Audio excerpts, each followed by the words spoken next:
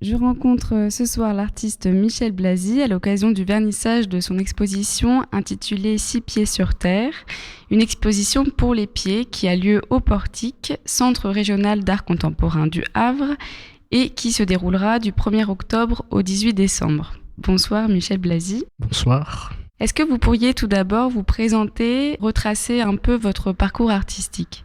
Je suis pas un jeune artiste, je suis né en 1966, donc j'ai fait les Beaux-Arts à la Villa Arson à Nice. Ensuite je suis parti à Marseille vivre un an, faire un post-diplôme, et puis à Paris où je vis dans la région parisienne depuis 1992. Et donc voilà quoi. Ce qu'on entend là, Michel Blasi, ça fait partie de l'exposition. Oui. Donc c'est la bande son d'une pièce. Moi j'ai réalisé un immense tapis et la bande son que j'ai commandée à Samuel Blasi, donc qui est mon fils, qui est musicien. C'est une bande son pour accompagner la pièce que je lui ai commandée.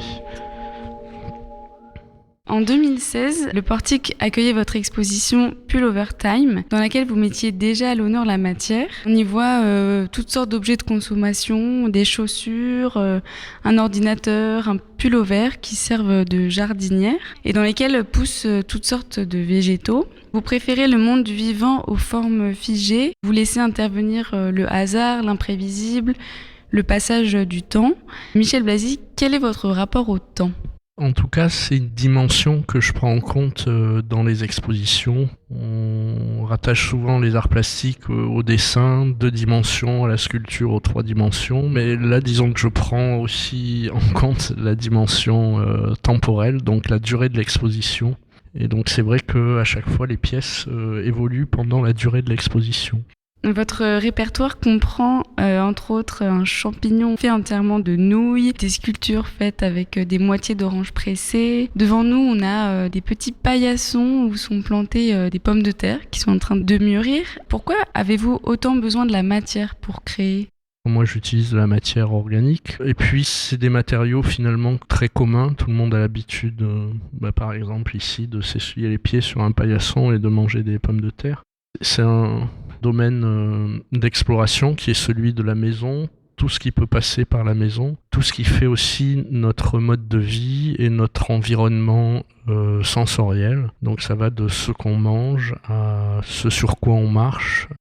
Tout ce qu'il peut y avoir dans une maison m'intéresse en fait.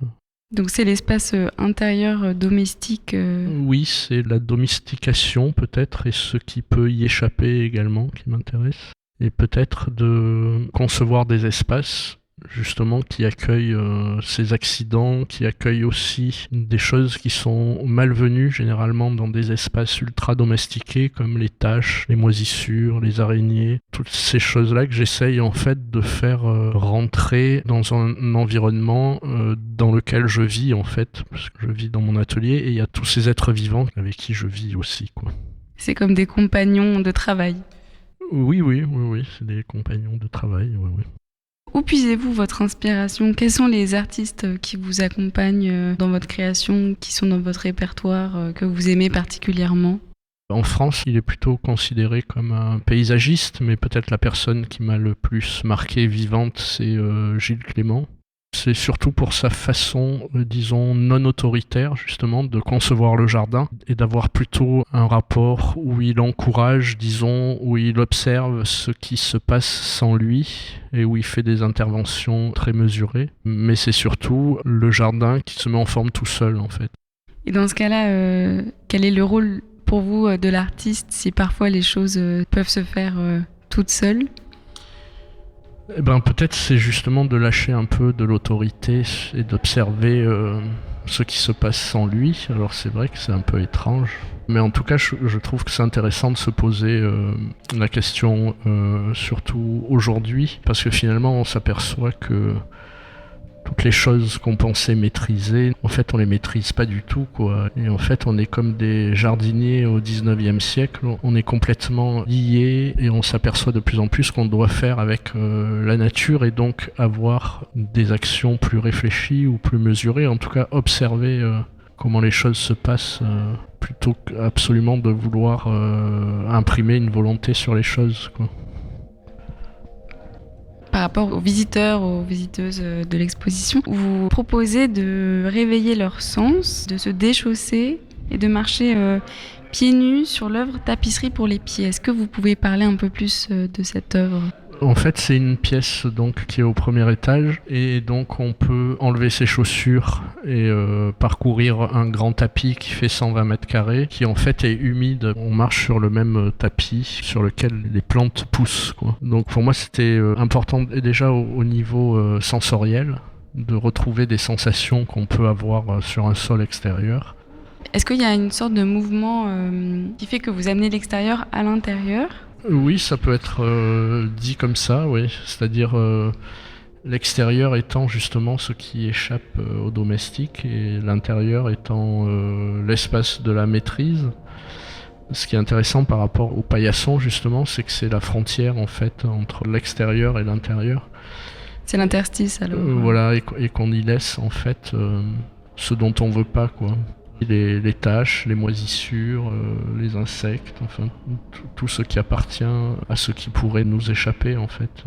Donc les ramener à la maison, ou les inviter en tout cas à pénétrer dans nos intérieurs. J'aimerais bien revenir sur le titre que vous avez choisi pour l'exposition, 6 pieds sur terre. D'où il est venu ce titre ?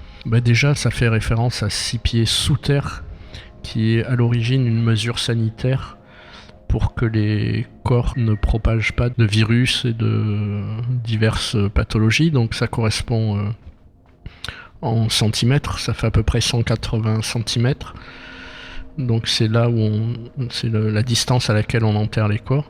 Et donc si on se place, si on répercute cette mesure au-dessus, quoi, c'est-à-dire 1,80 m au-dessus du sol, c'est la couche de vivant. Donc c'est à la fois un titre qui, dans la même phrase, synthétise l'idée de la mort et de la vie, sans en dire plus en même temps, quoi. Renouer avec le vivant, avec ses mutations, ses évolutions, pour vous, comment c'est encore possible aujourd'hui ? C'est plus que jamais à envisager, en fait. C'est même pas un choix, quoi. C'est-à-dire que soit on décide de voir et de s'insérer dans les processus de la vie, soit on continue à se penser supérieur et on continue à faire ce qu'on fait. Donc c'est même plus un choix aujourd'hui que d'être en relation avec le vivant de manière différente, quoi, par rapport justement à la domestication, à l'élevage, à l'agriculture, à nos modes de vie en général, quoi. Dans les villes, par exemple, les espaces de verdure sont de plus en plus domestiqués, arrangés, organisés. Dans votre quotidien, comment il s'inscrit ce rapport à ces espaces-là, justement, très domestiqués, même à l'extérieur ? J'ai ma petite soupape de sécurité, ma petite respiration qui est mon jardin, où je laisse les choses se faire, justement, et où j'observe ce qui se passe sans moi, en fait. Dans la ville aussi, il y a plein de petites interstices, et même dans nos espaces ultra domestiqués, et même dans les musées, dans ces espaces qu'on appelle les white cubes, où c'est peut-être le summum de la maîtrise de l'espace, où l'hygrométrie est surveillée pour la conservation des œuvres. Il suffit de mettre une petite tache d'humidité pour que la mouche qui traîne dans le coin vienne pondre, et donc on s'aperçoit que c'est très difficile d'avoir une maîtrise totale du vivant, quoi. Et pour finir, est-ce que vous pouvez nous parler de votre processus créatif ? Comment ça se passe quand vous êtes à l'œuvre, vous ? Alors à l'atelier, disons, je mets en place plein de petites expériences sans savoir où elles vont aller, et ensuite j'observe pour voir où ça va. Après, je suis pas sûr d'avoir l'œil assez aiguisé pour remarquer tout ce qui se passe, parce que des fois il y a des expériences que je peux faire, je sais pas, à 1 an d'intervalle, et puis j'y vois pas les mêmes choses 1 an après. Donc je me dis toujours qu'il y a un tas de choses qui se passent et que c'est à moi d'être capable de les voir, en fait. Et les laisser vivre un peu, du coup. En exposition, c'est ces expériences, disons, qui sont développées, quoi, parce que là, il y a une 60aine de paillassons, mais l'expérience initiale a été faite sur un seul paillasson. Et ensuite, les expositions sont de nouvelles expériences qui me permettent de développer les choses à une autre échelle, sachant que quand on les développe à une autre échelle, il y a toujours des choses imprévues qui arrivent, quoi. Et que c'est pas simplement une recette qu'on agrandit, quoi. Merci beaucoup Michel Blasi, très bonne soirée et bon vernissage. Merci à vous.